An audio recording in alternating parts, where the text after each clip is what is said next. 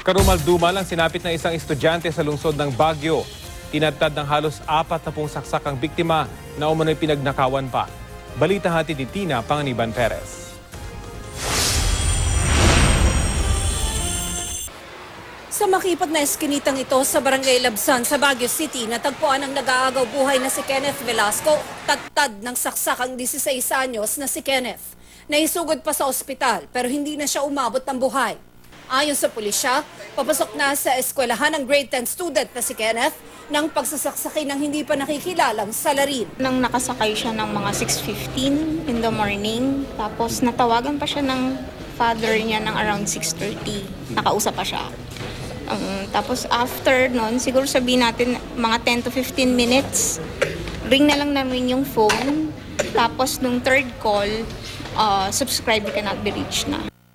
Base sa pagsusuri sa katawan ng bata, nagtamo siya ng 39 na saksak ng ice pick at kutsilyo na nagresulta sa hemorrhage o pagdurugo sa loob ng katawan.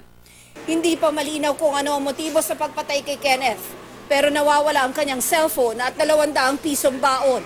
Mabait na bata yan. Mabait na bata yung anak ko. Wala akong masasabi dyan. Kahit tinanong ko rin mga classmates niya, wala rin. Wala silang alam. Wala.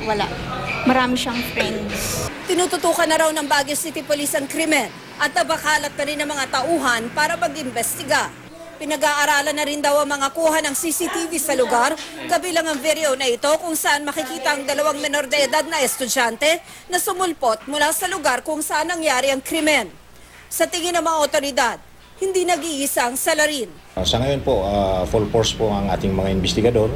Nagtutulungan po ang 2 istasyon na may sakop sa pinangyarihan ng insidente. President Duterte, if you're hearing this, sana matignan yung case ng anak ko. Sana matignan yung case ng anak ko. At sana pag-aralan yung mabuti dahil talagang hindi na makatao ang ginawa sa anak ko. Tina Panganiban Perez, GMA News.